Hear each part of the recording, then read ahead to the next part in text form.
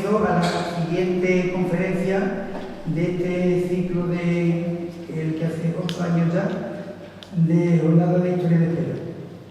Hoy nos acompaña Diego Romero Vera, que es medio paisano porque es de Lebrija. Diego es doctor en Historia por la Universidad de Córdoba con la tesis nacional hispano-romana en el siglo II después de Cristo. Consolidación y transformación de un modelo urbano, que la hizo en 2016. Es además profesor universitario por la Universidad de Sevilla. Ha publicado, entre otros, un libro como otro compañero, Ley y Poder, agentes de transformación social y espacial en el occidente romano, junto a Emilia Matáis, Antonio López y Antonia Álvarez. Aunque el título estaba en inglés, yo lo he traducido porque yo soy de francés.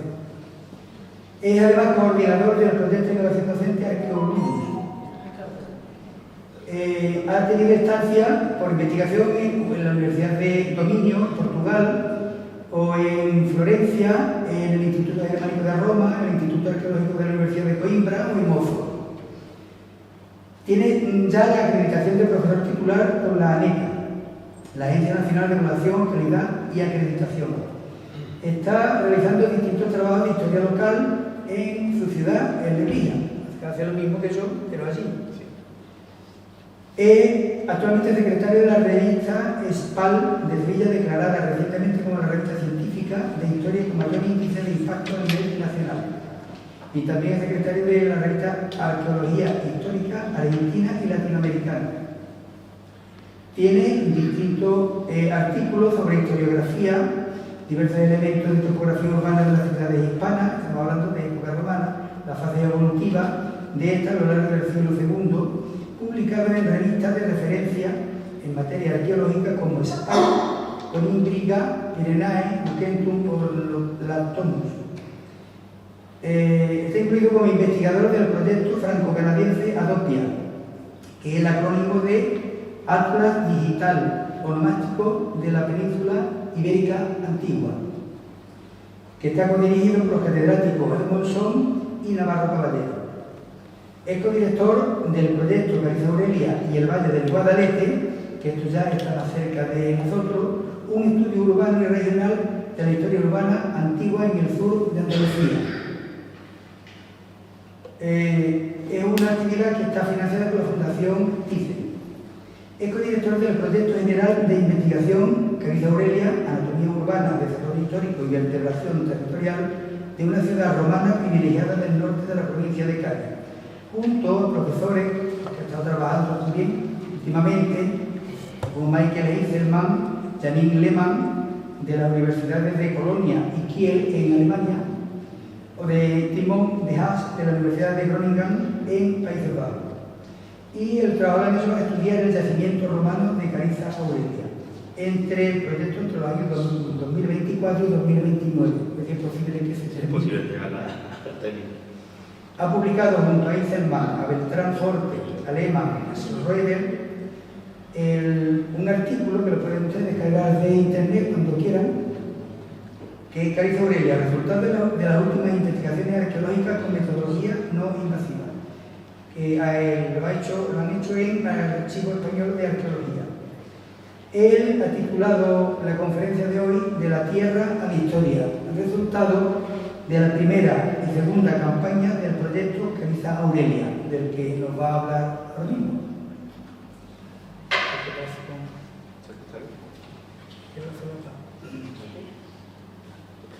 Y esto el bolsillo, sí, por si te levantas. Vale. Igual que en la televisión.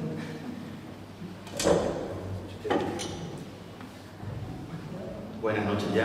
Ante todo, muchas gracias a Manolo por su cariñosa presentación y de bien nacido y agradecido, ¿no? Dar las gracias a la Delegación de Cultura, a la Alcaldía de Espera, por invitarme a esta jornada que lleva por la octava edición, ¿no? La octava edición. Bueno, estaba yo pensando cuando venía camino de Espera, cuál era la pesadilla del conferenciante, ¿no? Una de ellas puede ser que no funcione muy frecuente el PowerPoint, y otro es que me ha pasado una vez que uno prepara una presentación, una conferencia con todo su cariño, y después llegue y haya 2 o 3 personas de las cuales la mitad son familiares. este no es el caso de él, ¿vale?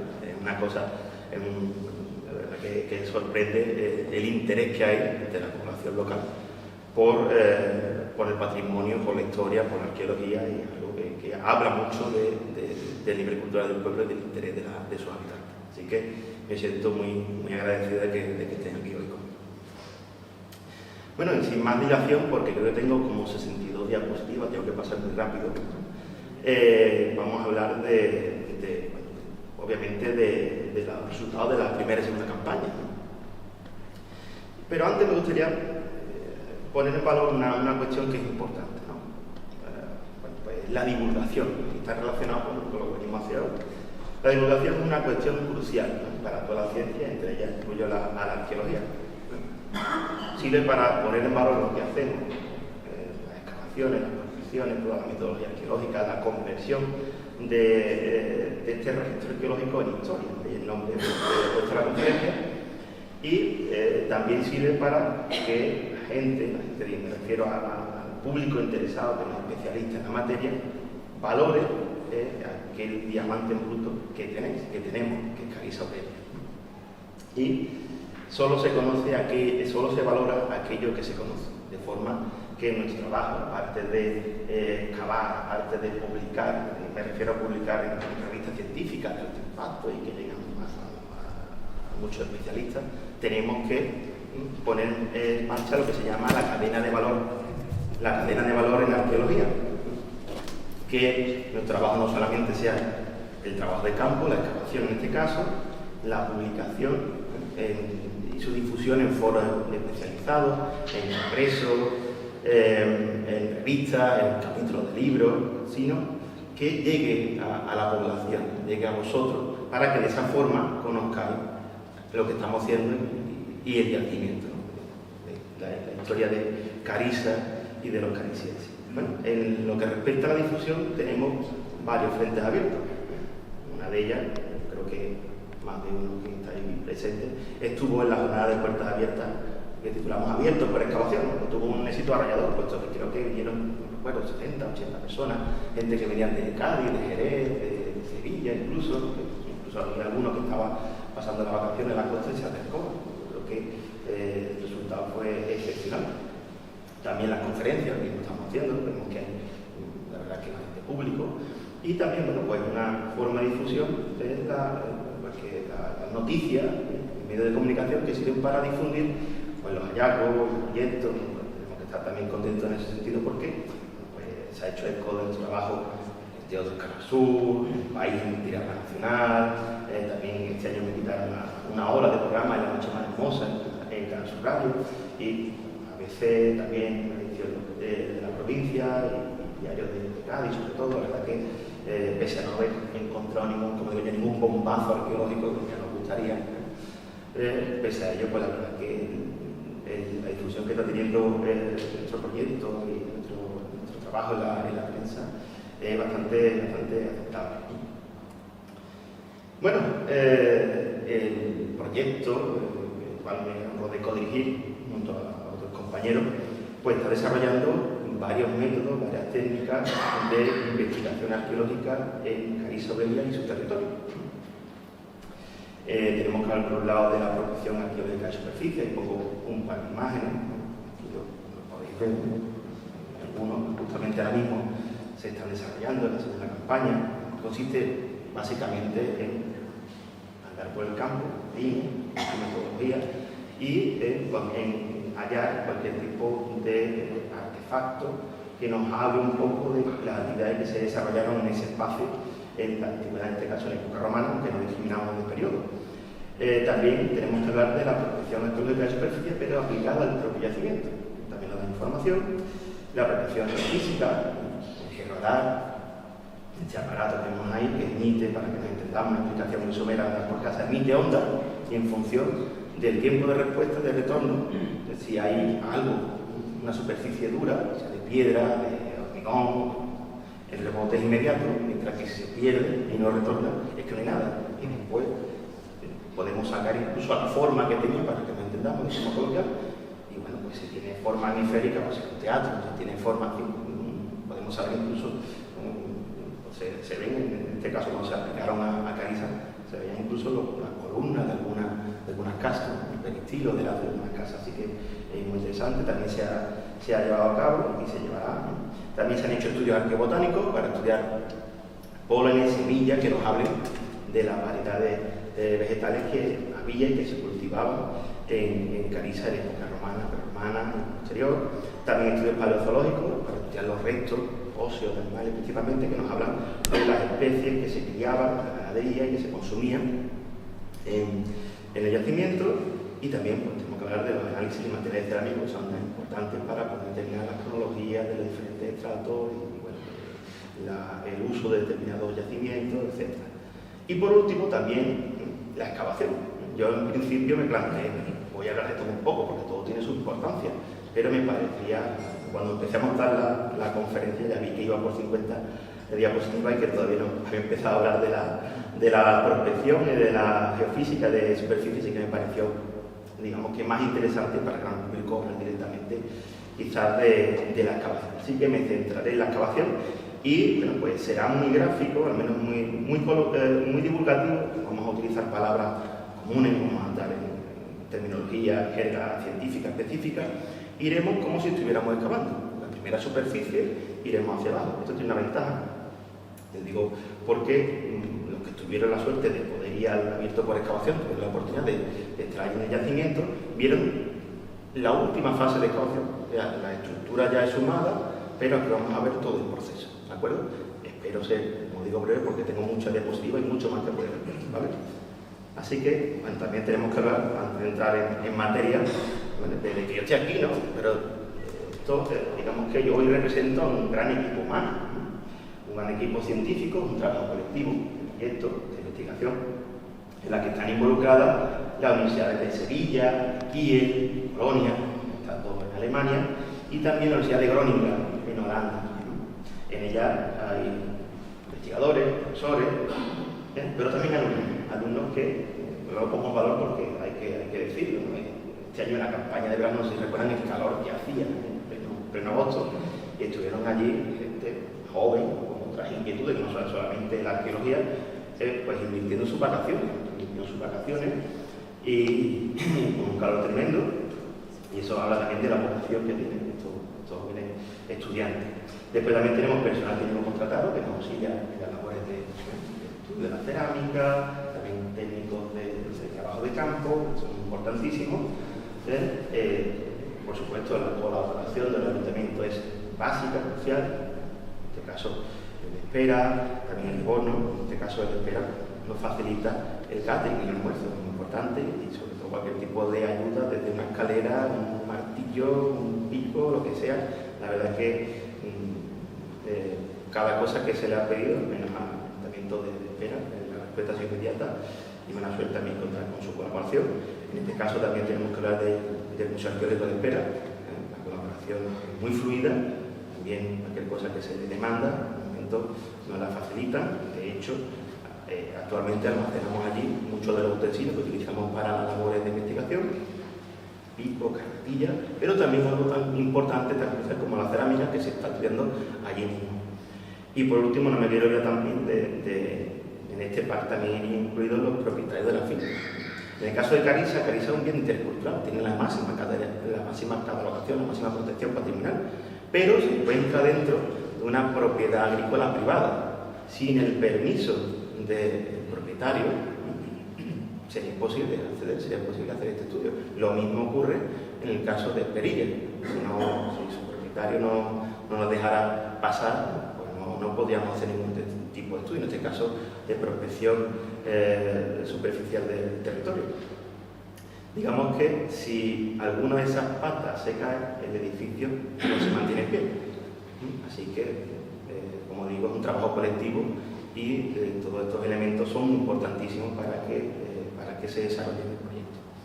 El fin es común, ¿de acuerdo? El fin sería el conocimiento arqueológico integral de Cariza Aurelia y de su territorio. No solamente del yacimiento, de su evolución, de su fase prerromana, romana y porromana, medieval, sino también de cuál era su sustrato económico, porque las ciudades demandan de un territorio donde se basa en la economía agropecuaria, la agricultura, la ganadería, que ya veremos que tiene un peso muy específico, muy elevado en el caso de Carissa Aurelia. Bueno, también, además de hablar un poco del equipo en esta introducción, también tenemos que hablar de ciertos antecedentes. El estudio con metodología científica de Carissa Aurelia y sus alrededores no se ha implementado en estos 2 últimos años, sino que sus inicios se remontan a nada más y nada menos que el siglo XVI. Y es una historia que yo le he contado cuando hago la visita porque me parece muy llamativa. La identificación de la ciudad, es decir, se sabía a través de Plinio y Ptolomeo de que existía una Carissa. El mérito es ubicar en un sitio, como se hace normalmente, sobre todo en los siglos XVI y XVII, a través de las monedas, de lo que llamaban medallas y a través de la epigrafía. En este caso, curioso, Ambrosio de Morales, un traidor, se llamaba entonces erudito del siglo XVI, cordobés, dice lo siguiente: caminando el doctor Morales, mi padre, entre Arco y Jerez, en Andalucía, vido un sitio de un cortijo muy hermoso, al parecer, dijo mirándolo bien: oh, qué bello sitio para un gran pueblo. Torció el camino y fuese a verlo, y sabido que el cortijo se llamaba Carissa, trújole luego a la memoria la Carissa en fallo, en lazo, que Ptolomeo y Plinio ponen allí, y poco a poco juntó sus razones con que se especificó que allí había sido aquella ciudad. En medicina, ahora explica por qué una persona entonces era capaz de leer un texto en latín. En medicina, que era su principal profesión, con mucha lindeza en el escribir en latín y muy buen gusto en todos los géneros de la antigüedad. Fue el primer catedrático que aquí, en la Universidad de Alcalá de Henares, leyó filosofía y metafísica. Así que, como hoy en día, gente que se dedica a la ciencia, sabe, lee y habla con mucha facilidad, de forma muy fluida el inglés. Antiguamente la lengua franca de la ciencia era el latín. De esa forma, el padre era una persona instruida, leída, y pudo ubicar de esa forma el solar auténtico de Carissa, que por cierto hasta el principio del siglo XX se discutía. Emil Handel, el gran epigrafista alemán, dudaba de ese identificación. Hoy sabemos la ciencia oriental, ¿de acuerdo? También, bueno, tenemos que hablar de hallazgos descontextualizados, como gran yacimiento que es, potencial enorme que tiene desde el punto de vista patrimonial, arqueológico, científico, pues a pesar de que no se habían hecho excavaciones, obviamente en esa época las excavaciones con metodología científica no existían, pero por la escorrentía, porque se extraían sillares, materiales de construcción, fueron apareciendo materiales llamativos. Me refiero a escultura, me refiero a epigrafía, algunas de ellas dispersas, otras desaparecidas, pero hay algo descontextualizado que sobre todo en principio del siglo XX pues, digamos que se compilaron. Uno de ellos, por ejemplo, bueno, siglo XVI, Rodrigo Caro, que ya dedica una parte de su libro a hablar de Carissa, y vemos la moneda, reproduce la imagen de la moneda de Carissa, algunas inscripciones que habían aparecido en su época, en el siglo XVII, y bueno, todos estos materiales que han ido apareciendo de forma descontextualizada fueron compilados por Enrique Romero de Torres en su obra, no recuerdo el nombre, pero creo que el Catálogo Monumental de la provincia de Cádiz. Eso es. Llegamos ya hasta finales del siglo XX. En el siglo XX, final del siglo XX, en los años 80-90, hay un hito importante. Se implementan por primera vez las excavaciones con metodología científica de la época. Estamos hablando de que ahora mismo la metodología es otra, pero bueno, se aplicó con la forma más rigurosa, teniendo en cuenta la fecha que era, los años 80 y 90, en el momento en que la arqueología despuntaba a nivel de la comunidad autónoma andaluza, y se hicieron excavaciones en las necrópolis, tanto en la sur como en la norte, y bueno, que dieron un resultado que se plasmó en el anuario arqueológico de Andalucía, ¿no? en varios artículos.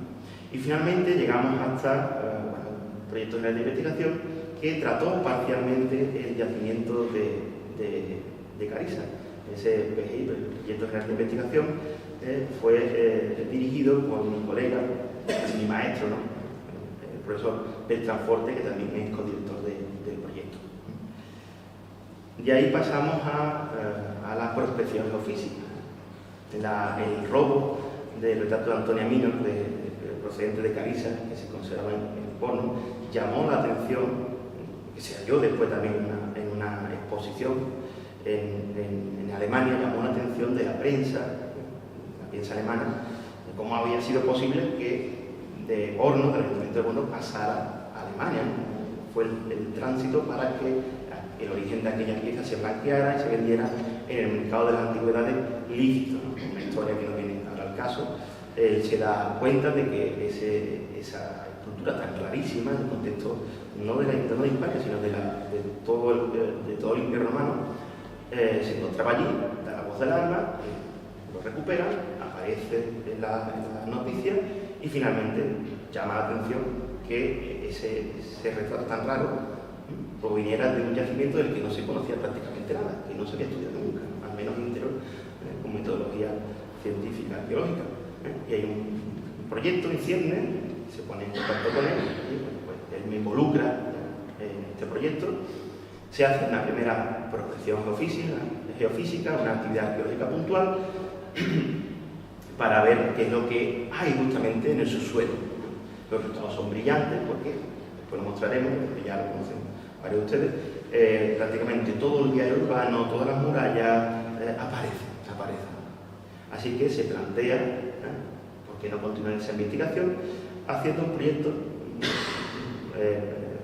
desarrollando un proyecto de la investigación, que tiene una duración muy larga, 6 años o máximo. Y bueno, el proceso fue bastante arduo, tuvimos que, lo digo porque es verdad, ¿no? Porque lo hemos sufrido en nuestra carne, hasta 23 veces tuvimos que subsanar ese proyecto, a pesar de que pues, tenía financiación, estaba auspiciado por instituciones científicas muy potentes. Hasta 23 veces, después de un largo camino, afortunadamente hace 2 años pudimos empezar con este proyecto de investigación, que esperemos que tenga continuidad hasta 2021. ¿No? Bueno, esa es un poco rápidamente, una introducción muy rápida, muy somera, porque nosotros, este proyecto se cimenta en lo que hicieron otros, desde luego. Tenía que hablar de ese equipo, de cuándo comienza Alcariza a ser situada, y recogiendo toda esa información, todos esos estudios, comenzamos ya con el proyecto de investigación, comenzamos a hablar de las campañas de arqueología. Bueno, la arqueología es una actividad, la excavación es una actividad destructiva. Hay un dicho que yo siempre saco a colación, me gusta aplicarlo en clase, también cuando hago visitas, que la excavación es como leer un libro, que a la vez que van avanzando en la lectura se van arrancando las páginas. Y de bueno, ¿cómo es posible eso? Digo, no se desmonta no se destruye ninguna estructura arquitectónica, no se destruye, es cierto, se preserva, se guarda, se registra siempre, pero sí que es verdad que, ahora lo veremos, el que haya tenido experiencia en estos casos de excavación, sabe que la excavación es una capa continua, afloran las capas de sedimentos que se van levantando y en mitad de una capa y otra aparecen estructuras y el registro material de cerámica, de cemento, que está una moneda, permite fechar esa estructura. Eso es básicamente una excavación. Capa, V, y medirla, su cuota superior, su cuota inferior y avanzar. Así que nosotros vamos a hacer justamente lo mismo. Vamos a ver cómo van desarrollándose las diferentes capas, las diferentes fases.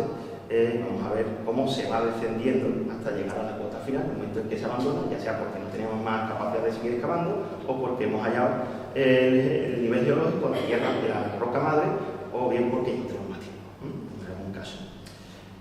Son sondeos, no son excavaciones en área abierta, son sondeos más pequeños, sondeos 5×5, porque lo que queremos es hacer muchos sondeos en diferentes partes del yacimiento para conocer cómo funcionan diferentes partes.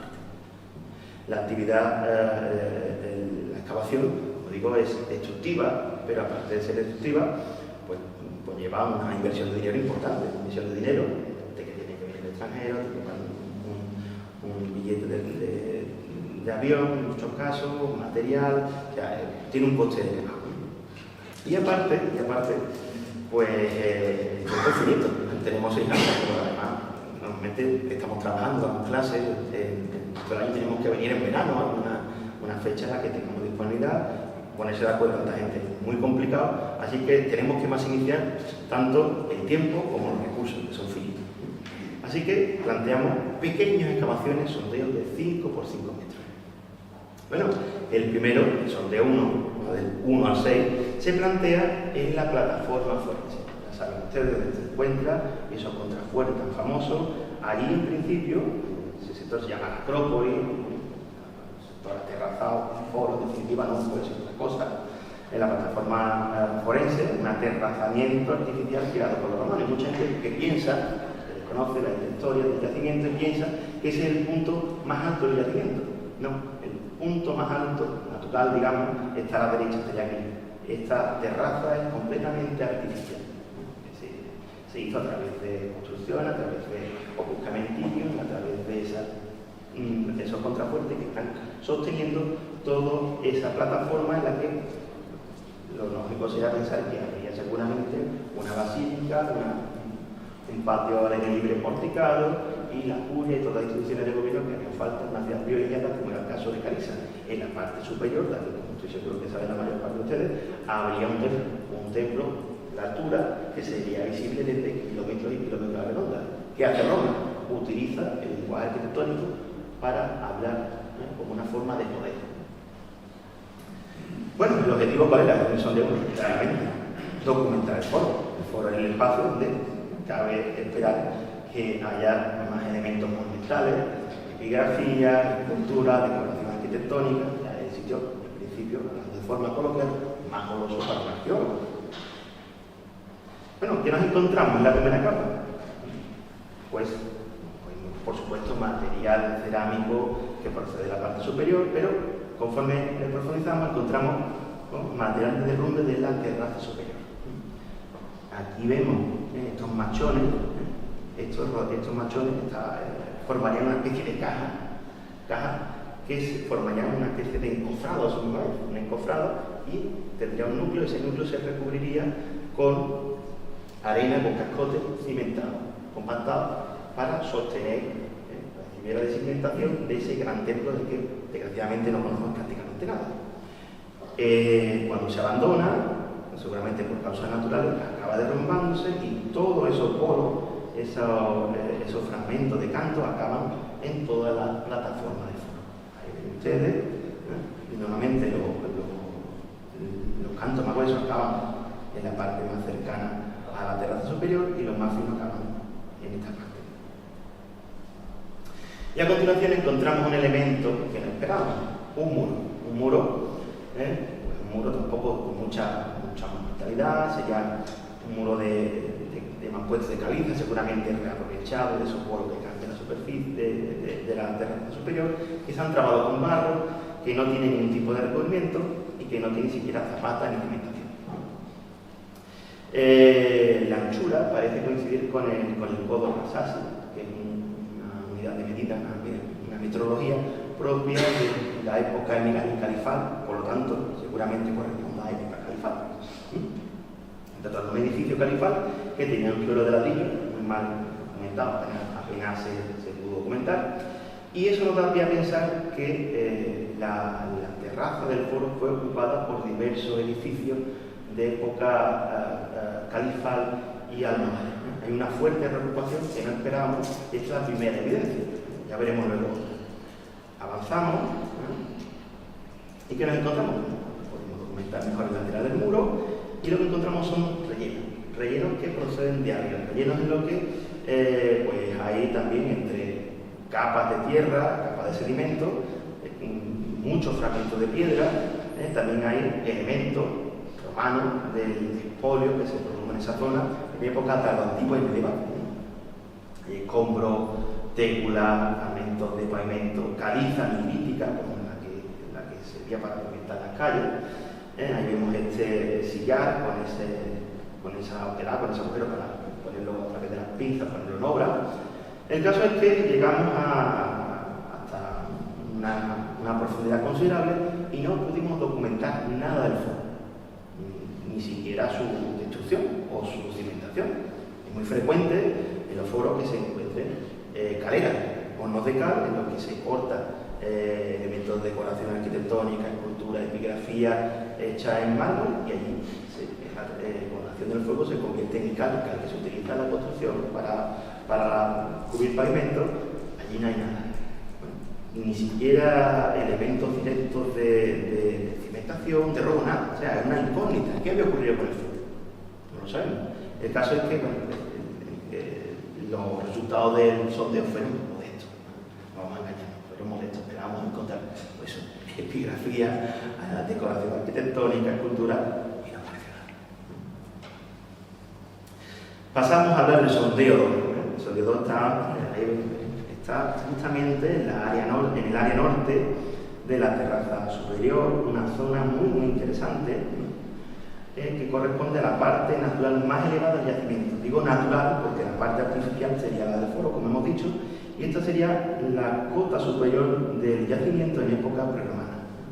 Allí encontramos, sobre todo en la parte de la ladera, que conozcan el yacimiento, encontramos una cantidad innumerable de cerámica prerromana, almohade, romana también, incluso también cerámica del bronce final, cerámica unida y hecha a mano del bronce final. Así que, en principio, pensamos que allí estaría congregada la población en época prerromana y, bueno, luego se expandiría por diferentes partes del cerro hasta llegar a la parte más baja. Así que era el lugar ideal para conocer toda la secuencia estratigráfica, toda la fase histórica del yacimiento, desde su primera ocupación hasta su abandono. Y más teniendo en cuenta que hoy sabemos cosas que no sabíamos acerca del funcionamiento estratigráfico del yacimiento y acerca de las diferentes fases históricas por las que Carrizo pasa, ¿no? Lo que también era un sitio también idóneo porque allí, no sé si lo ven ustedes aquí en esta ilustración, en esta imagen, había un muro de sillería romano. Por lo tanto, había un edificio, no sabemos si público o privado, y bueno, pues a la misma vez que documentamos la secuencia estratigráfica, podemos ver qué es lo que era el muro y quizás documentar el alzado. La primera fase es una fase medieval islámica. Ya lo habíamos visto en el foro, que la presencia, la reocupación del yacimiento se produce entre época califal, sobre todo en la época almohade, es bastante importante. En principio vimos una zona de vertido, aparecen muchas cerámicas, materiales constructivos y muchos materiales de época califal y almohade. No encontramos en este sondeo ninguna estructura edilicia, ningún muro, ninguna cimentación, ningún pavimento, con lo cual pensamos que al menos este punto no estaba urbanizado en época islámica. Así que quizás la zona norte estaría dedicada a vivienda, pero allí no había. Un descampado, un espacio en el río, no sabemos. En otros puntos sí hemos encontrado al menos uno. Continuando, como digo, como si estuviéramos quitando capas de una cebolla, la parte superior de la más reciente, la más antigua, pues ya por fin documentamos el edificio romano. Un edificio que en origen sería de buena calidad, porque está hecho con sillares cuadrados o cuadratos, como la terminología científica, la jerga que utilizamos para hablar, los directos sillares, muy regulares, con la cara muy bien labrada, que se fecha, según los estudios cerámicos, en época tardorrepublicana, en la fecha en la que realmente se urbaniza al completo la ciudad. En esa época de transición entre época de César y época de Augusto, que es cuando la ciudad recibe realmente su estatuto municipal. Pero el edificio estaba muy deteriorado. ¿Por qué? Porque en aquella parte, la parte más alta, los edificios no había, digamos que no había ninguna altura superior de la que pudieran ir cayendo las escorrentías, con la lluvia, pudieran cubrirse con barro, con estratos, nada. Así que realmente estuvieron, una vez que se abandonaron, al aire libre y visible hasta realmente época almohade, época islámica, en la que se utilizan esos edificios, no solamente, sino otros muchos, como cantera. Es mucho más sencillo, mucho más fácil, mucho más económico acudir a esos edificios romanos, desmontar los sillares y utilizarlos en su propia construcción. Eso, digamos que no solamente afecta a la época medieval islámica, sino que es algo, bueno, que es algo consustancial al hombre, que hoy en día también se hace y se hizo, los romanos también lo hicieron a su vez, ¿no? Pero es muy acusado el polio que sufre el yacimiento en época medieval islámica. En este caso parece que hay también evidencias de fuego. refractaciones, huecos, y hay huellas de la extracción de sillares. Si ustedes ven aquí, hay un sillar partido por la mitad, señal de que se le ha introducido una especie de palanca, no se ha podido romper al completo, y como no se ha podido sacar al completo, se ha roto. Y bueno, también se pudo comentar dentro de ese edificio romano tardo republicano una fase posterior. El edificio tiene una vida prolongada y una reforma, esa reforma tiene lugar en época tardo antigua seguramente. Hay en ese muro largo había practicado una puerta y que se hace, se cierra. Vemos que se reutilizan seguramente sillares procedentes de un edificio que entonces estaba seguramente abandonado y que bajo, fijaos, la calidad J de la obra, cómo se introducen especies de cuarcita, de canto rodado debajo para regularizar el suelo. También se pudo documentar en un punto muy concreto de ese sector, dentro del edificio, un pavimento hecho con ladrillo y su cama, su segmentación, donde reposaba, hecho justamente de ladrillos también que utilizaba de otro edificio que también en aquella época pues ya se había abandonado. Además son ladrillos de gran formato, que son ladrillos, una de las cosas que estamos analizando es que en Carrizo de Lilla había producción seguramente de filina, había alfarería, y que en esa alfarería se produjo seguramente unos ladrillos muy grandes, que no corresponden a la metrología tradicional romana que tiene su equivalencia en el pie romano. Seguramente, pues esos ladrillos tan grandes también se reutilizan en ese pavimento. Continuamos hacia abajo y nos encontramos fuera de este edificio, en la parte de fuera, aquí está la pendiente para que se pueda orientar, pues un nivel con materiales de época republicana que corresponden a la liberación. Los romanos que hacen, están a la hora de construir sus calles, sus edificios, buscan un firme. Y entonces, por aquel entonces habría, por supuesto, nivel, sustrato de época romana, pero digamos como si estuvieran yendo con un bulldozer, lo retiran. Seguramente en aquella época pensamos que no habría muralla, no por aquí, porque hay una gran cantidad de materiales que caen, que ruedan por la pendiente, una hipótesis que habrá que comprobar. El caso es que los romanos, buscando el firme, arrasan los niveles anteriores y dejan la superficie completamente lisa, y se cree que esto justamente era un nivel de circulación que estaba entre la muralla y este edificio. ¿Y qué pasa con la fase anterior? No se pudieron documentar, porque rápidamente llegamos al nivel geológico, a la tierra madre, a la roca madre. Y aquí ven que esta roca madre estuvo durante mucho tiempo expuesto a los efectos, a la lluvia, al viento, porque está, como se veía, erosionada. Hay veces que aparece que huellas de la escorrentía de lluvia. Bueno, una vez que llegamos a nivel geológico, necesariamente tenemos que parar la excavación. Digamos que el balance, bueno, pues tampoco fue demasiado brillante, ¿no? Pudimos documentar en arqueología, siempre digo que la información por sí sola ya es importante, ya nos da pauta acerca de qué ha pasado en esa parte justo del yacimiento, hay un polo importante, hay un nivel de ocupación medieval islámico y hay un edificio que por desgracia no se puede documentar como nos hubiera costado, pero todo eso aporta. Bueno, vamos al siguiente sondeo. Este se practica en la parte más baja. Vamos de la parte más alta a la parte más baja. El yacimiento se divide en una especie de 3 terrazas. La primera, la superior, donde está el foro, donde se han situado los 2 primeros sondeos. Después, la carretera actual, la vía pecuaria que atraviesa el yacimiento, divide la parte superior de una parte intermedia. Y finalmente en la parte más baja está justamente aquí en este cambio de nivel, donde a todas luces tendría que haber una muralla que ha sido detectada en las prospecciones geofísicas. Bueno, pasamos a la parte más baja del asentamiento. ¿Y cuál es el objetivo de ese punto? De por qué se practica ese sondeo en este punto y no en otro. Teniendo en cuenta que el yacimiento es muy grande, tiene 16 hectáreas. Bueno, pues el objetivo es documentar una gran arteria que se había registrado en la prospección geofísica. Aquí sería el plano resultante de la prospección.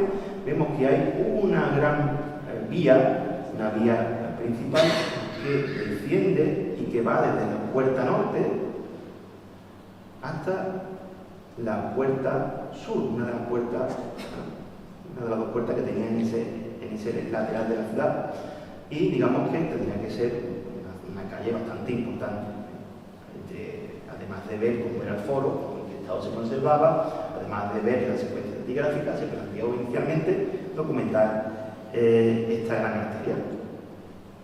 ¿Qué encontramos a nivel superficial? Como ya podéis imaginar, pues elementos que han rodado de la parte superior. ¿Qué elementos? Pues loza de caliza micrítica, esa caliza que parece casi un mármol, que procede de las primeras estribaciones de la sierra, justamente aquí, del entorno de la Merite, aquí, ahí están las canteras. Habrá que analizarlo, pero tengo apuntas que estaban allí puestos que el propio dolmen de la Merite está hecho justamente con estas lastas de caliza micrítica, que no solamente en Cádiz, sino también en Ituqui y también en Villamartín, y epigrafía hecha sobre ese mismo material que se utiliza para las calles, como soporte donde esculpir la epigrafía. La verdad que es un material muy interesante que habría que estudiar con más profundidad. Aparte de caliza micrítica, encontramos material constructivo, tejas, ladrillo, sillares, fragmentos de opus camenticium y mucha cerámica rodada, cerámica que proviene de la parte superior. Curiosamente, aquí no encontramos ningún resto ni siquiera constructivo de época medieval islámica. Esto es señal de que allí no llegaron a establecerse, en ese punto bajo no llegaron a establecerse los almohades o los individuos que probaran el yacimiento en época anterior, en época califa. Encontramos muchas arcillas, mucho limo procedente de los arrastres y, como digo, mucho material romano, técula, fragmentos de opus igneum, que después explicaré lo que es, no me voy a detener aquí, mampuestos, cerámica y también cerámica rodada. Antes dije que no había, seguramente, no había fase de época medieval aquí, y lo sabemos porque la cerámica toda ella aparece muy roja. Por lo tanto, necesariamente tiene que provenir de arriba. Y ya empezaron a aflorar cosas interesantes, ¿no? Al final, la arqueología muchas veces vas pensando que puedes hallar, vas haciendo hipótesis, ¿no?, conforme vas excavando. Y en este caso encontramos unos sillares alineados, unos sillares, bueno, pues con buen aspecto, ¿no?, con el mismo módulo, la misma superficie, la misma categoría, alineados, nivelados, y esto en principio, cuando llegamos a ese estrato, a esos niveles, nos pareció, pensamos que probablemente fueran un paso de peatón, como los que hay en Pompeya, un limitador para que no pasaran los carruajes, o directamente que provenían del derrumbe del lago superior, lo que pasa es que tiene la fortuna de caer también. Después comprobamos que nada de eso, que venían de la parte superior. Ahí veis cómo parece que están bien puestos, ¿no? Pero vienen de otro edificio que se derrumbaría y acabaron cayendo allí. ¿Dónde cayeron? Pues en una calle, en la calle que efectivamente estaba allí. Pudimos documentar esa gran calle, que apareció en las profesiones geofísicas. Se trata de una gran arteria, una calle que aparece en toda la superficie del sondeo. Estamos hablando de una calle que tiene 5 por 5 metros más, y que mínimo en aquel momento tenía 5 por 5 metros, no vimos los extremos, que estaba compuesta por grandes losas de caliza micrítica, unas lajas de gran tamaño. La mayor de las que había tenía más de 1 metro, por casi unos 70 por 97, lo que dice el cálculo, y una laja con ese grosor de 12 a 18 centímetros pesa en torno a 850 kilogramos, casi una tonelada. Nos damos cuenta de la dificultad, el gran esfuerzo económico y humano que los romanos hicieron para asolar toda esa superficie. Digo ahora, en la perspectiva, adelanto que realmente todas las calles del yacimiento, todas las calles de la caliza romana se pavimentaron con esas mismas losas, porque aparecen en otros puntos en los que hemos acabado, porque en algunos puntos en los que había correntía, paso de agua, han aflorado. Así que probablemente todo el yacimiento estaría pavimentado con esa misma forma. Las calles parecen ser de una misma fase constructiva, no que se hicieran al mismo tiempo. Tardarían, no sé, 5, 10, 12, 15, 20 años, pero entra dentro de un mismo impulso constructivo, que adelanto ya también sería seguramente sería consecuencia de la promoción municipal de la Carisa, otorgada seguramente por Julio César, puesto que Julio César otorga el nombre de su madre, de Aurelia Cota. Es algo muy habitual en la época, esa promoción municipal, y es el gran impulso que lleva a Carisa seguramente a construir el foro y a construir esas grandes vías que sirven para ir de un punto a otro de la ciudad. Como veis, el contacto es diferente, apenas tiene llaga, apenas hay intersticios entre un punto y otro. Como curiosidad les diré que no ha aparecido ninguna moneda en ninguno de esos puntos de contacto. Es muy frecuente encontrarla. Esto nos daría mucha información para saber en qué momento no es que se abandonan, sino que cesa el mantenimiento de la ciudad. Nada, por ahora 6 en sondeo, ninguna moneda, algo sorprendente. Bueno, y que tiene un excelente estado de conservación. El caso es que queremos conocer más, ¿no? Como digo, la calle no se ha votado por ninguno de los perfiles, así que pedimos el preceptivo permiso a la Delegación de Cádiz para poder ampliarlo, puesto que, dada el estado de conservación, no nos dejan levantar ninguna laja para poder documentar en qué fecha se construye. Bueno, ahora veremos cómo se amplía.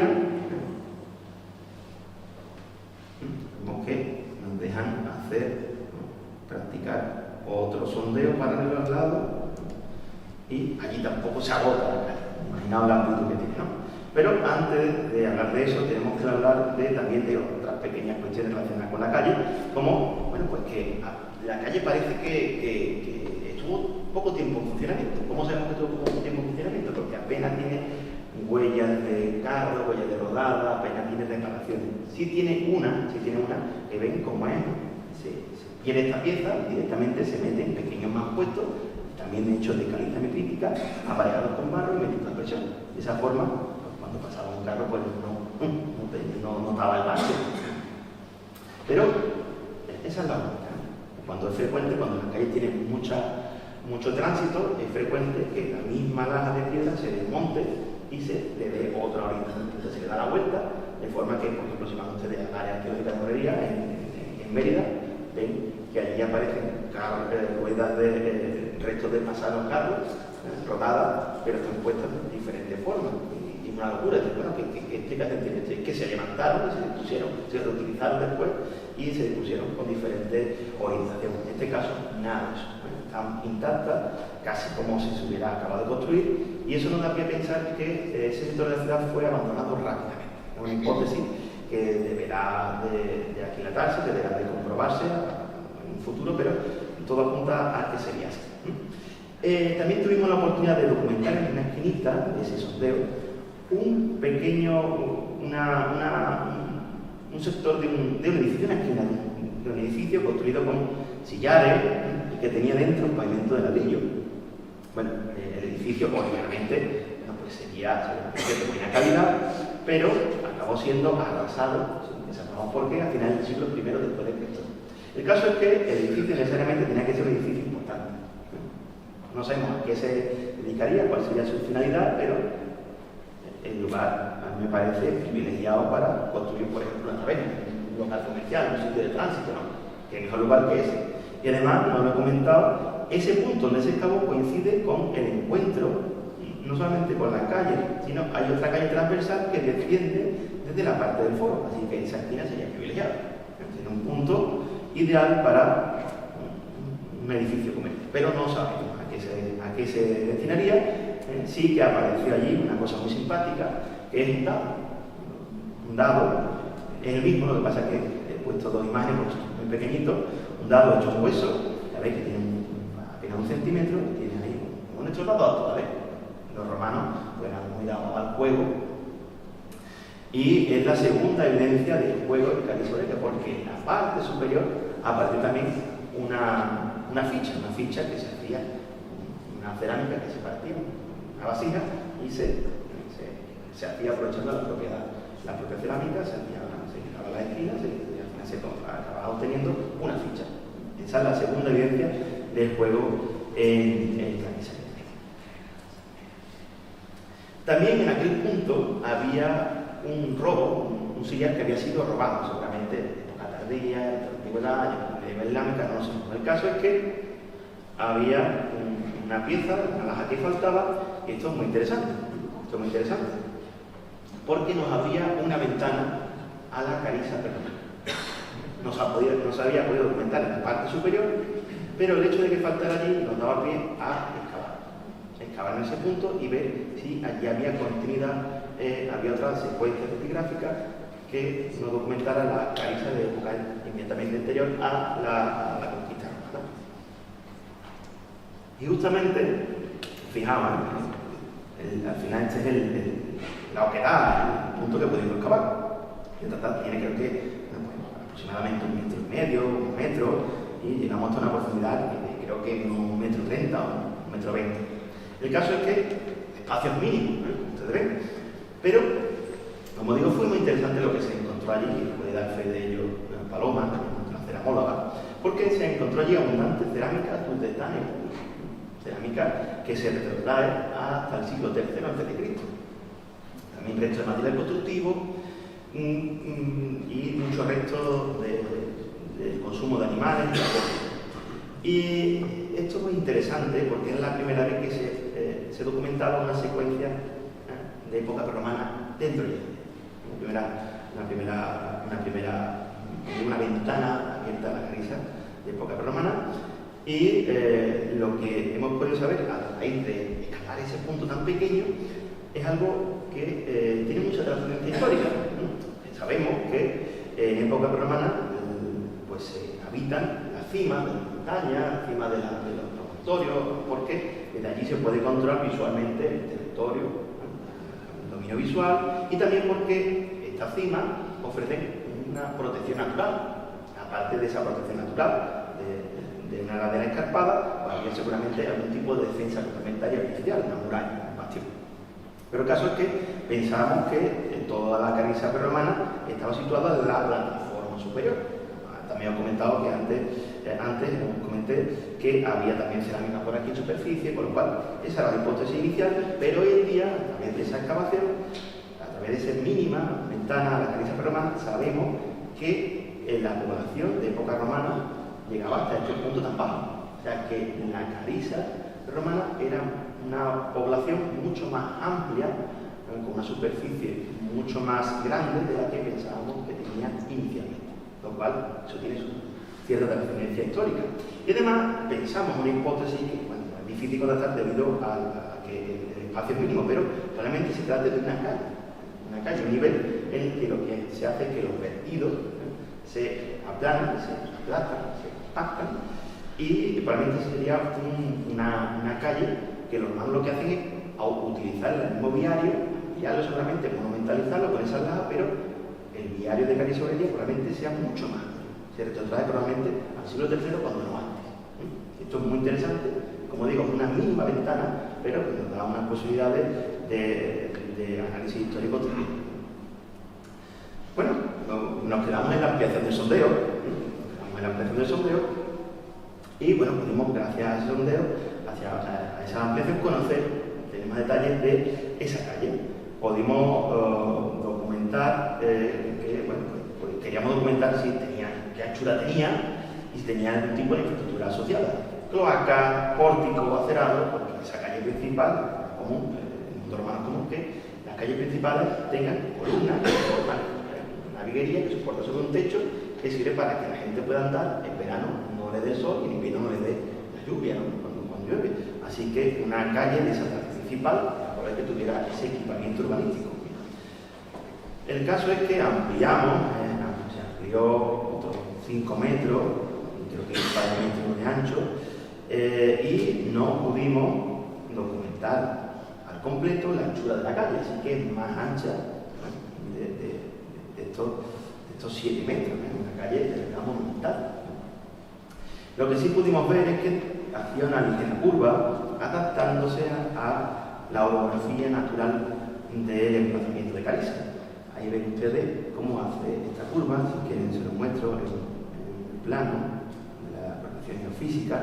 Estamos en este punto, ven cómo quiebra un poco. Estaríamos justamente documentando esta parte.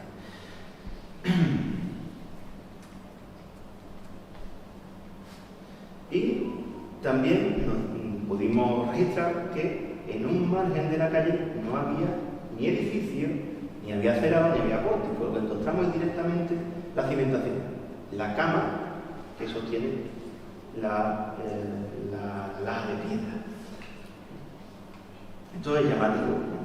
Y pudimos ver, documentar la cimentación típica de las calles y de las carreteras, que nosotros que pavimento, con un núcleo, una cama, y a partir de la segunda capa, el rudo, que son guijarros más pequeños, y finalmente guijarro grueso, llamado estatumen, y se ve perfectamente el estatumen y el rudo.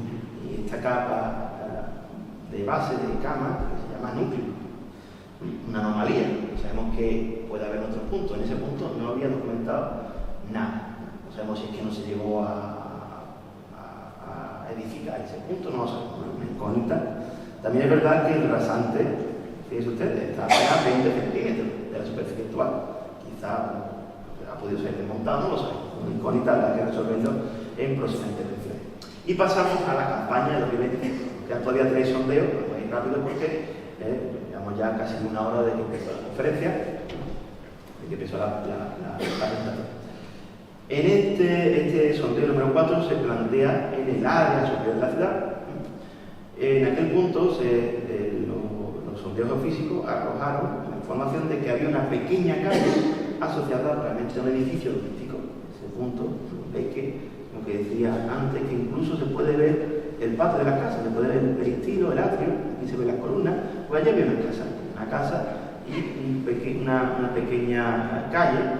Y bueno, pues el objetivo de este sondeo era, ya le conocíamos cómo funcionaban las calles principales, pues ahora conocer cómo era el viario secundario, que es el que daba acceso desde las vías principales a las casas. Y también tenemos que hablar de los casos resultados del sondeo ubicado en aquella área, el sondeo 2. Pudimos documentar que está bien expoliada en época almohade y nada de la secuencia histórica, prácticamente nada de la secuencia histórica de la Carisa prerromana y prehistórica.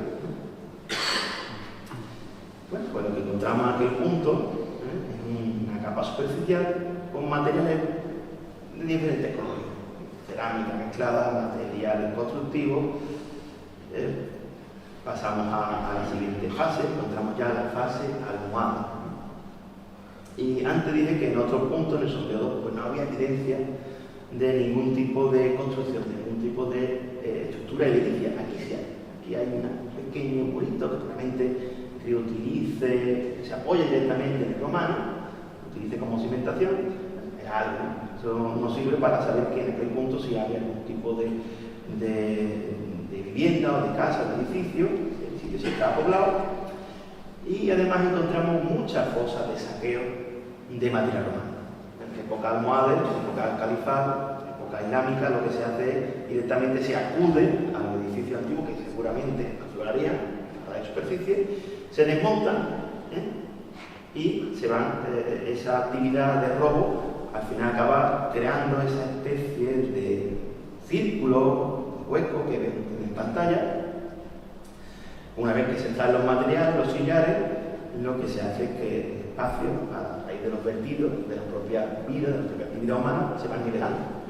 Y dentro de esas fosas de saqueo aparece mucha cerámica de época medieval. Aquí en este punto concreto aparecían muchas cerámicas almohades, muchos ataifores, especies de cuenquecillos, con decoración verde manganeso que son típicos de esa época.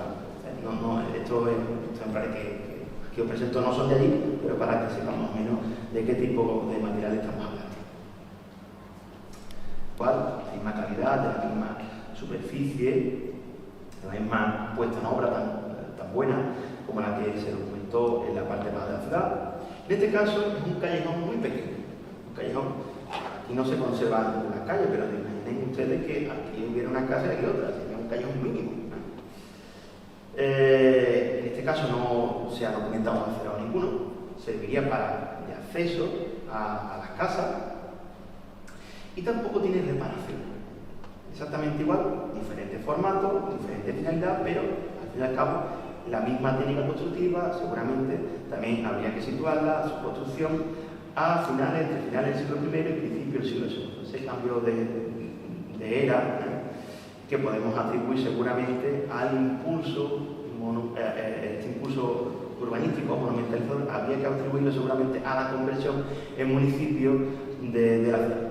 Como saben ustedes, César concede a la ciudad el estatuto seguramente de municipio, y esto hace que la ciudad, por un lado, quiera monumentalizarse, tener una imagen urbana propia de una ciudad privilegiada. Dentro de esa etapa, seguramente de la construcción del foro, se construye todo el viaje urbano, que pudo durar años, no sé si decenios, 20 años, no sabemos, pero seguramente sería un proceso prolongado. Esto lo sabemos porque en este punto pudo cavarse un poquito y pudieron documentarse una cerámica muy típica de esta época, en la terracilata itálica, que se difunde en este punto en España entre finales del siglo I y principios del siglo II, seguramente en época austera. Bueno, en otra esquinita también se pudo documentar una banda de opus signinos. Y antes hablé del opus signinos, pero no dije qué era, no iba a parar aquí ahora. El opus signinos es un material que sirve para recubrir superficie, es un mortero hidráulico que se utiliza para cualquier tipo de espacio que esté en contacto con el agua. Y se dispone aquí, en este punto, donde había seguramente una casa. ¿Por qué se pone esto aquí? Pues seguramente ya alguno lo habrá deducido, por esa pendiente, cuando llueve, sobre todo de forma torrencial, con esa pendiente el agua probablemente penetraría en la pared, provocando problemas de humedades. Los romanos, que no eran tontos de luego, ¿qué hicieron? Pues ponerse esa faz de opus signinos, de pavimento aislante, para evitar que la humedad afectara a la casa. Es un ejemplo, un elemento de urbanismo bastante interesante. Bueno, tenemos que hablar también un poco de la casa, de la vivienda, seguramente como digo, una estructura doméstica, pero pues solamente pudimos documentar parte de su fachada hecha con sillería y con ladrillo. Sí pudimos documentar en el otro cuarto, en la otra mitad del sondeo, un edificio, realmente un edificio doméstico, una domo, pero que estaba muy afectada por el robo de materiales de época islámica. Se ha conservado relativamente bien la fachada, que está construida con sillares, una fachada importante, un hospital de buena calidad, pero ya no ustedes el interior.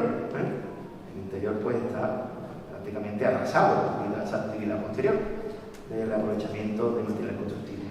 Sí que pudimos detectar otra fase dentro de época romana, no se ha podido detectar con seguridad, ya un poco, a raíz de los estudios cerámicos se podrá, imagino que la cerámica arrojará una datación precisa. El caso es que esa vivienda sufre una reforma y ahí ven ustedes lo que la puerta, el vano de salida a ese callejón se tapia, se cierra con sillares de poca calidad, de menor calidad, y debajo, para regularizar la superficie, se mete ladrillo. Una reforma, digamos que no de mucha calidad, pero sí muy económica, porque no habían gastado nada en material de construcción. Y asociada a esa fase también se construyen unos pilares de ladrillo, lo ven ustedes, que no sabemos para qué servirían, cuál era su finalidad, seguramente sostener un techo, sostener una planta de arriba, no sé. El caso es que hemos documentado esos pilares. Interesante, no solamente es la construcción de una calle, la fecha en que se construye, ya hemos hablado de la fecha de construcción de la calle, sino también interesante hablar de cuándo se abandona, de cuándo se desatiende el mantenimiento de las vías, de las calles. Llega un momento en España que muchas ciudades, pues por causa económica, hay una multiplicidad de causas que son complicadas, vamos a entrar en ellas, yo me dedico específicamente a ello. El caso es que, múltiples causas, ¿no? Que las ciudades comienzan a entrar en crisis y el órgano municipal, la curia, el magistrado, dejan de atender la limpieza de las calles. Imaginemos que en la actualidad, si se dejaran de limpiar las calles, pues al cabo de unos meses estarían llenos ya de tierra, de suciedad, de basura, y esa basura, en este caso la cerámica, permite fechar con mucha seguridad la fecha de abandono, la fecha en la que ya se comienza a no limpiar la calle y que se comienza a abandonar. Es un proceso prolongado, pero la primera fase de abandono de la calle, como digo, de falta de mantenimiento, se puede fichar por la presencia de terra señalata hispánica, una cerámica que bueno, se difunde en la península ibérica de origen local, de Tricio, procede de talleres de Tricio, de La Rioja y también de Andújar, en Jaén. Se puede fechar entre finales del siglo II y sobre todo el siglo II después de Cristo.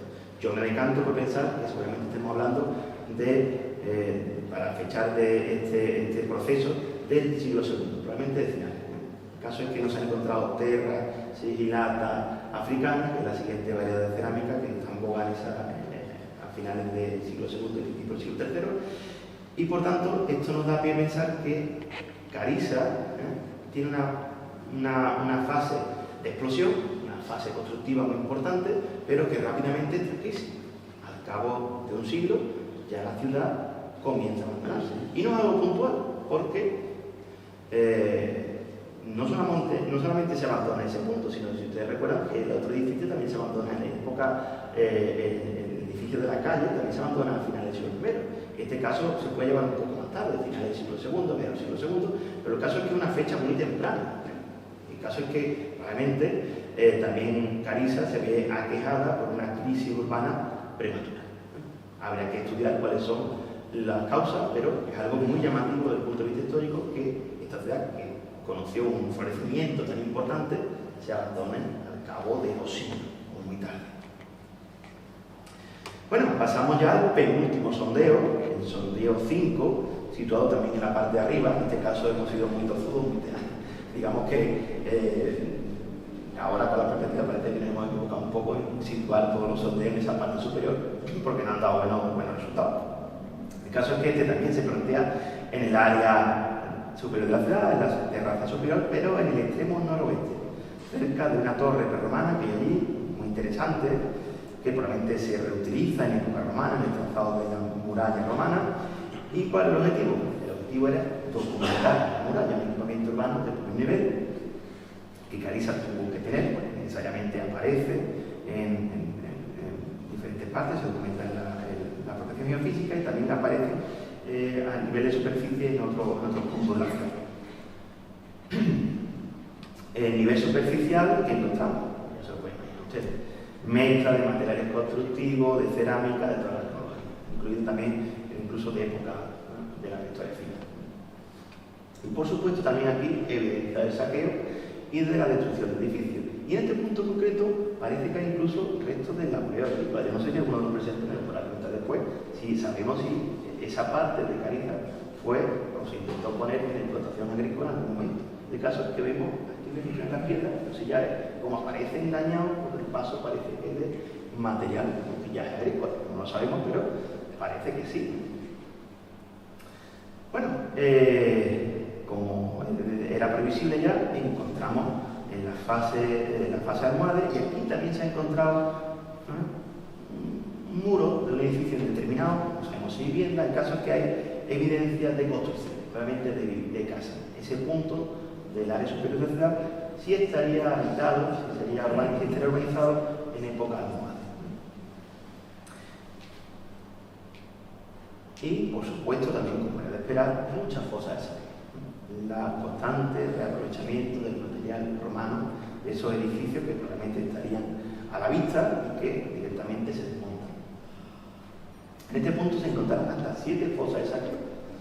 Ahí ven ustedes la forma que crea ese saqueo. Y estas fosas de saqueo son muy complejas, muy laboriosas de excavar, ralentizan mucho el desarrollo de la explotación, porque hay que registrar la superficie inferior, documentar, tomar notas, tomar fotos, excavarla y después cuando se excavan, tomar la cota inferior. Esto hace que sea mucho más complicado ese proceso de excavación, mucho más lento, mucho más laborioso que cuando encontramos una única capa a lo largo de toda la superficie del sondeo. El caso es que encontramos muchos estratos de desecho con fragmentos de cerámica común y también cerámica verde manganeso, de época almohade, y curiosamente también encontramos este gran contenedor. Ya digo que la secuencia es la siguiente: se busca el material, se hace esa obra y después, con la propia vida diaria, el desecho continuo, incluso el vertido de residuos, se van recubriendo, se van nivelando. Y encontramos ese gran contenedor que tenía dentro cerámica común y que sirvió como si tiramos. Yo me recordaba que tira directamente una bolsa de basura, se rompe y directamente se echa dentro esos restos de fragmentos cerámicos, esos restos de hueso y se vierte. También encontramos, por supuesto, la fase románica. En este caso, un edificio probablemente doméstico, pero que, por desgracia, también se hallaba muy alterado por el robo, el saqueo de materiales constructivos acaecidos en época almohade. Lo que podemos documentar son esa esquina, hecha con mampostería, con pequeños fragmentos de caliza, trabada con barro, una pared muy sólida, muy importante, que tenía una función estructural importante debido a su anchura, y dentro pues encontramos restos de ladrillo, muy arrasado conmigo todo, pero que seguramente estarán relacionados con una compartimentación interna. Un muro que serviría para diferenciar dos ambientes, dos salas, dos habitaciones. Vivienda, pues seguramente será vivienda, sería lo que cabría esperar en ese punto, pero no lo sabemos a ciencia cierta, dado el nivel de arrasamiento, el nivel de reaprovechamiento de material humano que tuvo lugar en época medieval islámica. Lo que sí se ha podido documentar es el abandono. El abandono es coherente con el abandono de otros puntos, el abandono de las calles, de ese sector superior, también del sector inferior, que se sitúa también entre fines del siglo II, fines del siglo I y sobre todo el siglo II, realmente en la época avanzada del siglo II. Como digo, hay mucha evidencia basada en la cerámica, en la arqueología cerámica, de que Carissa se abandona de forma prematura. Y curiosamente, como había ese espacio que había sido afectado por el robo de material constructivo, pues pudimos profundizar.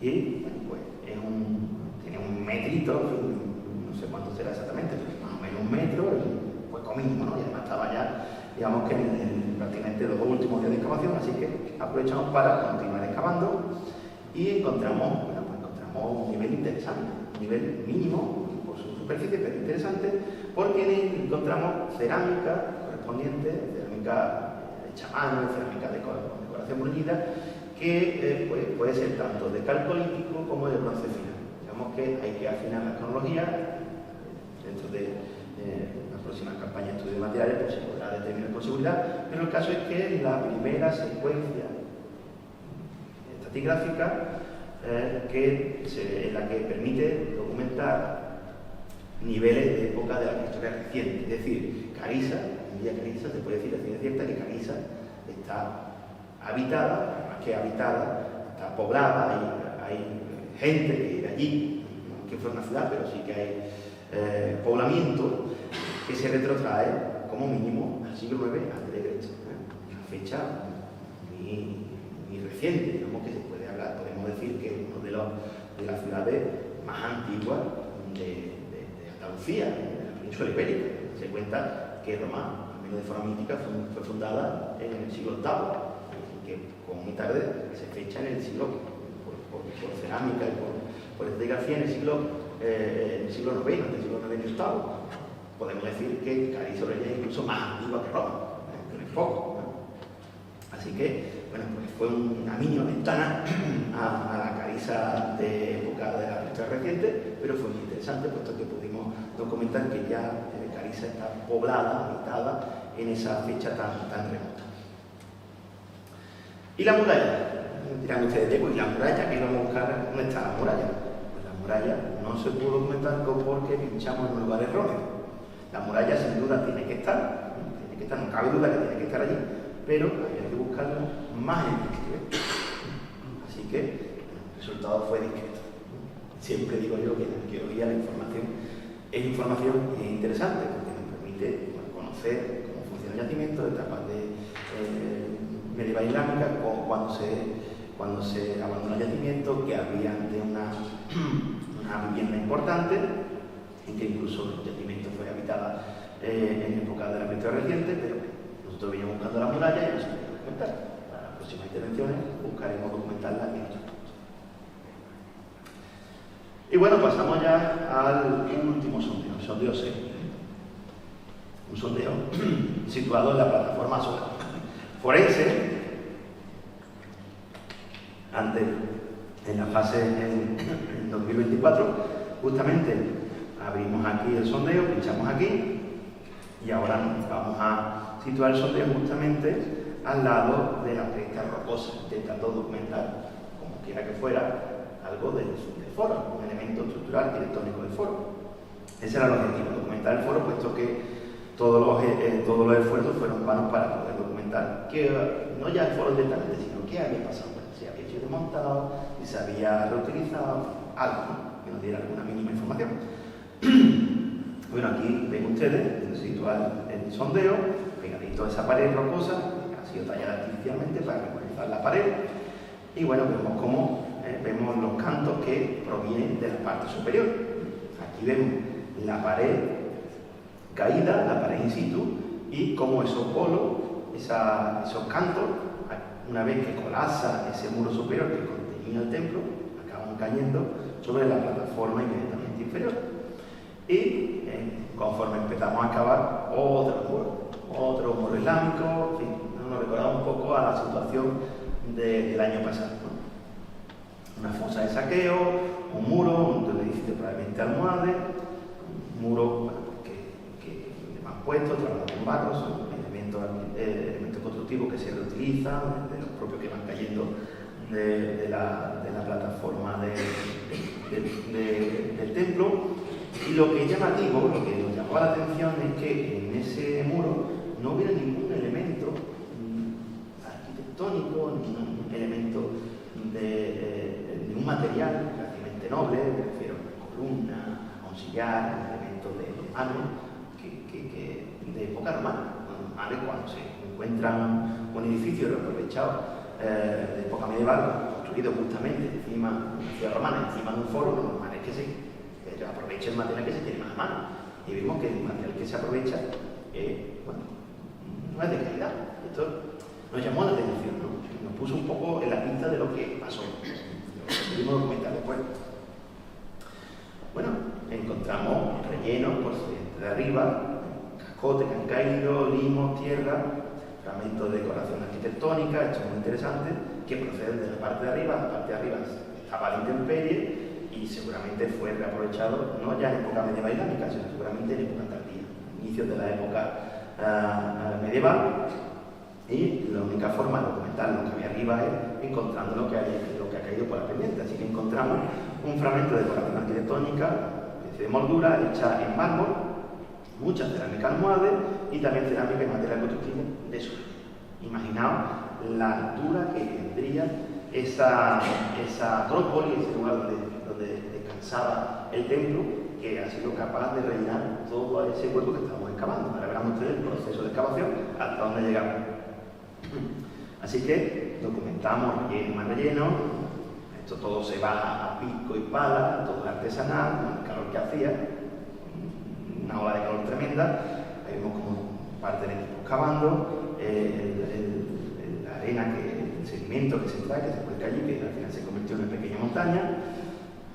Vemos como el muro se deja de lado, esta parte, debido a que no aparecía nada, tuvimos que cambiar la estrategia del sondeo y centrarnos en una de las mitades.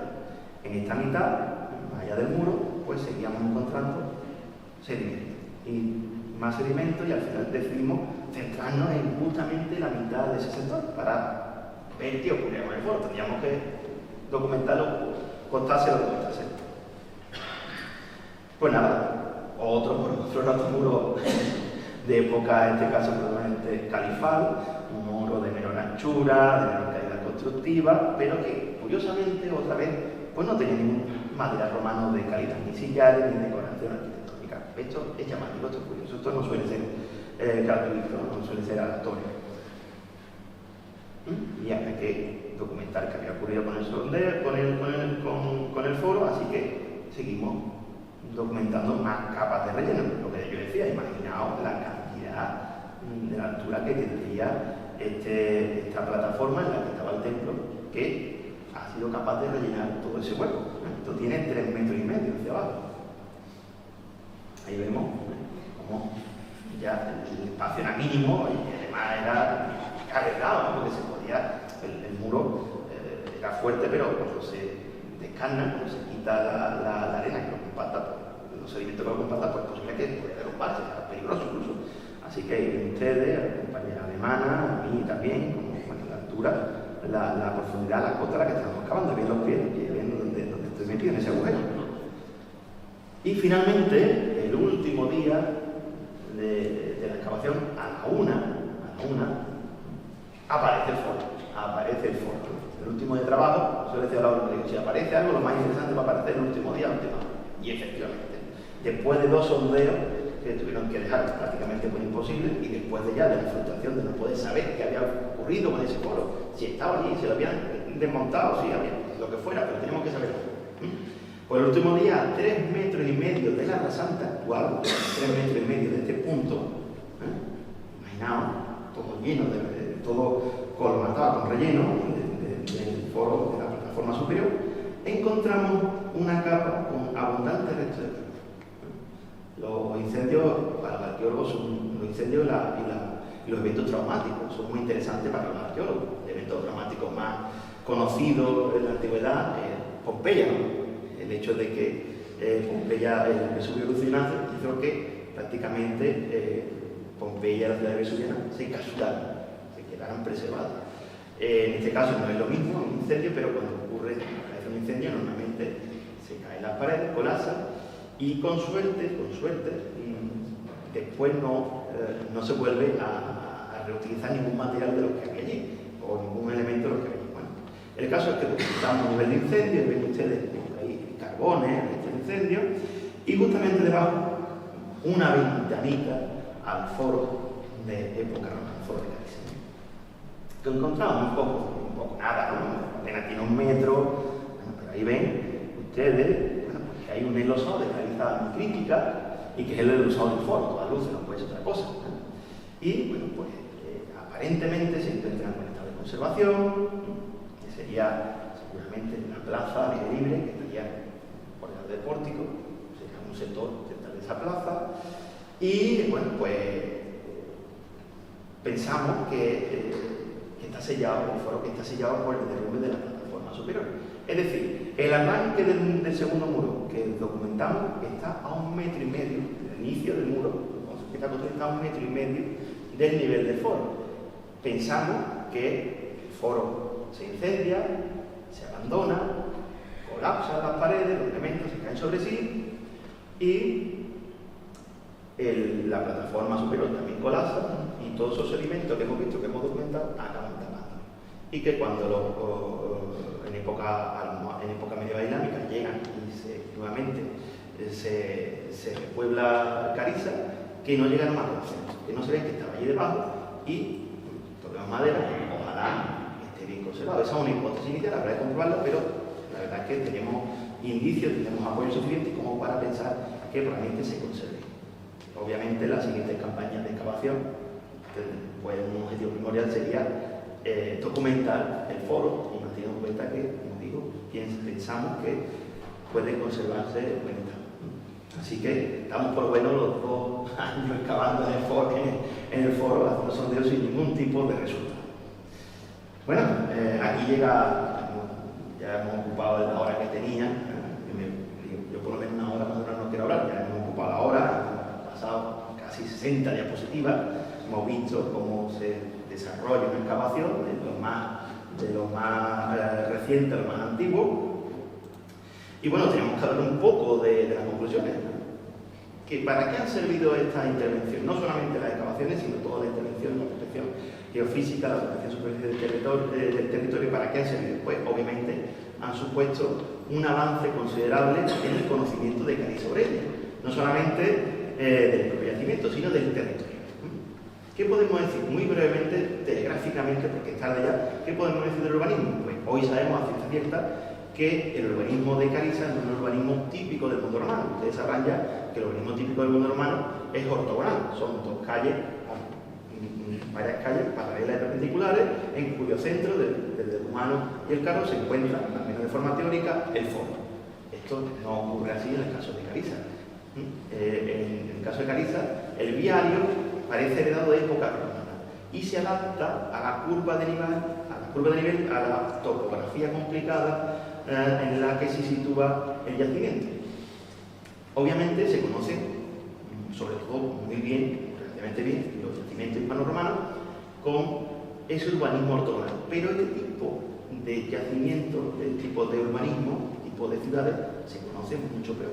Así que Cariz Aurelia es un ejemplo magnífico para ver cómo eran estas ciudades que todavía conservaban la impronta y nunca llegaron a perder la impronta de época romana, de época tibetana. Desde luego hemos visto cómo eran las calles. Las calles son, tienen un nivel de monumentalidad que es patente, ¿no? Cualquiera que vaya a verlo, pues digamos que en el entorno hay mejores. Son calles con una pavimentación espectacular, con una calidad tremenda, y probablemente todas las calles de Cariza se conserven, al menos en buen estado, que probablemente todas fueran pavimentadas con ese mismo sistema de la caliza crítica. Pasamos a hablar de la fase histórica. Hoy sabemos que realmente Cariza ya está poblada en el fase final, que tiene una fase cercana más importante de lo que pensábamos al principio. Eso nos ha sorprendido que llegara hasta allá abajo, el yacimiento, que es una ciudad, probablemente con un urbanismo desarrollado en época romana, con una superficie importante, mucho más de lo que pensábamos inicialmente. Después, por lo que respecta a época romana, está claro que el apogeo es entre época cesariana y época Julio-Claudia, cuando la ciudad, a raíz de la concesión de estatutos privilegiados, acaba monumentalizándose, acaba creando sus calles, acaba creando su centro urbano, acaba creando su centro monumental, su foro, y que vive una época de mucho apogeo en la que se convierte en un centro económico conectado con el intercambio comercial de larga distancia, porque a ella hemos visto que se documentan muchas terracerías itálicas, muchas terracerías gálicas, que proceden justamente de la Galia y de talleres de Italia. Está conectado con los talleres, con los intercambios comerciales de larga distancia. Y después, pues, vive un rápido declive. No sabemos por qué, pero la ciudad, al cabo de los siglos, es un fantasma de lo que fue en época Julio-Claudia. Habrá que estudiarlo, habrá que analizarlo por qué. Pero el caso es que ahí tenemos patente que la ciudad se abandona, no llega probablemente a época sevillana. Pero también tenemos que decir que no se abandona de forma completa. ¿Por qué? Porque tenemos algunos indicios.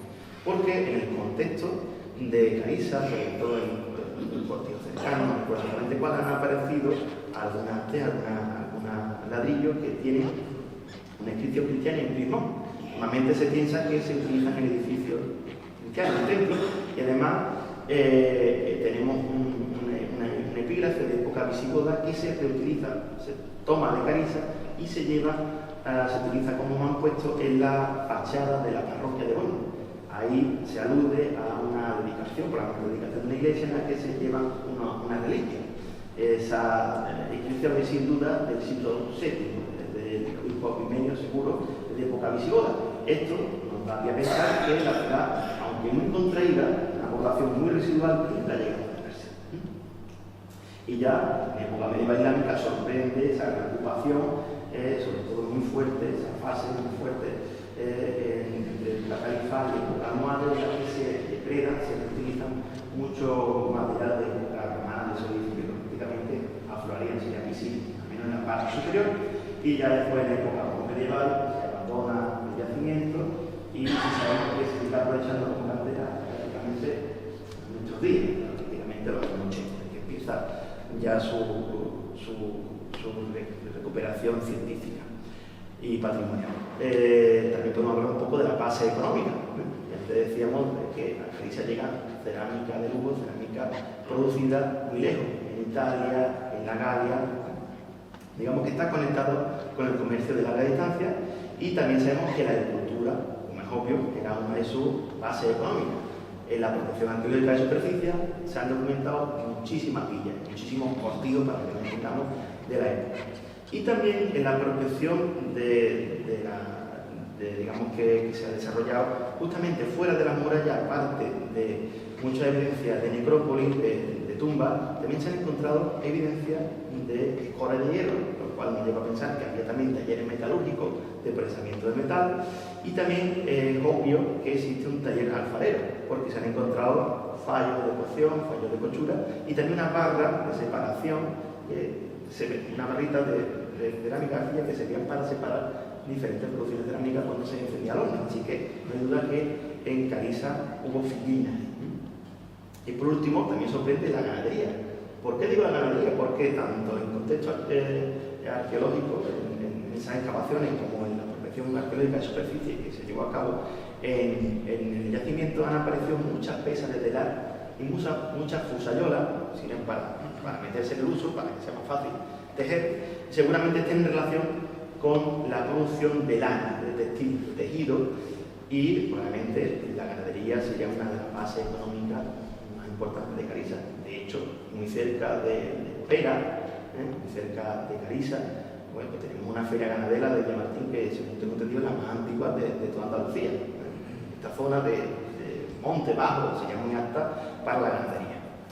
Y bueno, todo esto, estas conclusiones nos hablan del potencial enorme, del potencial patrimonial, científico, histórico que tiene Cariza Aurelia, y no es algo que hayamos cerciorado nosotros, que hayamos descubierto nosotros, sino que el potencial patrimonial histórico patrimonial de Cariza Aurelia, pues ya se nos cuenta gente hace mucho tiempo. Uno de ellos fue Enrique Romero de Torres, un gran historiador, hermano del pintor Julio Romero de Torres, que hace un pequeño articulito publicado en el boletín de la Real Academia de la Historia, hablando justamente de las ruinas de Carija y las de Bolonia, y dice lo siguiente: como se ve, el despoblado de Carija es uno de los tantos sitios, pero como hay en Andalucía, donde, haciéndose excavaciones bien dirigidas, se daría con un filón inagotable de grandes riquezas artísticas, arqueológicas. O sea, hace más de 100 años, Enrique Romero de Torres supo ver el potencial que tenía el yacimiento, y no es para mí que una serie de investigadores reputados alemanes pongan su visión, pongan su esfuerzo sobre este yacimiento, que realmente creo que es un diamante en bruto. Y nada, con esto concluyo la conferencia.